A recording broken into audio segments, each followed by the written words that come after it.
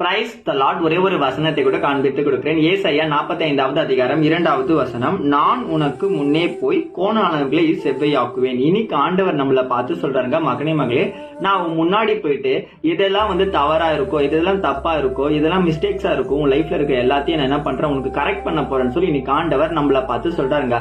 ஏசப்பா நமக்கு முன்னாடி போறாமா. நம்ம படிப்புல, நம்ம வேலையில, நம்ம தொழில, நம்ம பிசினஸ்ல, நம்ம பண்ற எல்லா காரியத்திலுமே, நம்ம எடுக்கிற எல்லா பிரயாசத்திலுமே ஏசப்பா நமக்கு முன்னாடி போய் அதை நமக்கு வாய்க்க செய்யறதுக்கு உதவி செய்யப்படுறன்னு சொல்றாரு. அப்ப நம்ம என்ன பண்ணணும், ஏசப்பா முன்னாடி அனுப்புறதுக்கு நம்ம முதல்ல தயாராகணும், ஒரு பிள்ளையா மாறணும். நம்ம ஏசப்பா முன்னாடி அனுப்புறோமா? கொஞ்சம் யோசிச்சு பாருங்க.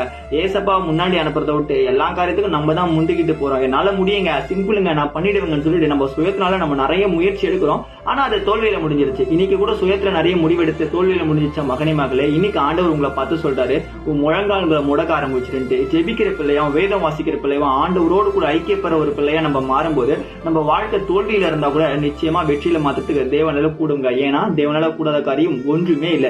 ஏசப்பாவால ஒரு செகண்ட்ல உங்க வாழ்க்கையை மாத்த முடியும். நீங்க விசுவாசிக்கிறீங்கன்னா இப்பவே மாறும். விசுவாசிக்கிறீங்கன்னா ஆமென் போட்டுக்கோங்க. இதே போல இருக்கிற வசனங்கள் தகவலுக்கு ஃபாலோ பண்ணிக்கோங்க. God bless you. ஆமென்.